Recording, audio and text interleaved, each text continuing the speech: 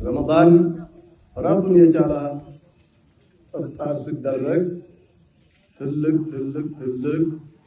ሰዋብ እንዳለው አጣሪ አልነበረም። የዛሬ ደግሞ እጥፍ ኢፍጣር እጥፍ ረመዳን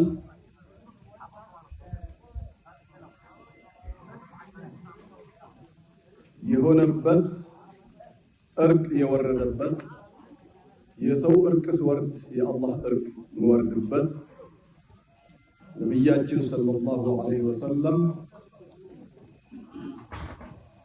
ሐሙስና ሰኞ የባሪያ ስራዎች አላህ ዘንድ ይሄዱና የጀነት በሮች ይከፈታሉ። ሁሉም ወንጀሎች ቅርብ ያለው ይልና አላህ ሁሉም ጀነት ይገባሉ።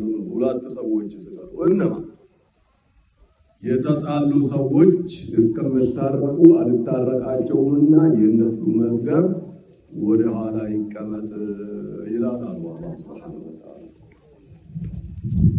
ያ መዝገብ ዛሬ ከዛ ተነስቶ ሁለቱም ህዝቦቻችን ከልብ ስለታረቁ እነሱም እኛም ኢንሻአላህ ተዓላ ጀነት እንደገባን ነፍሳችን እንቆጥራለን ማለት ነው ኢንሻአላህ።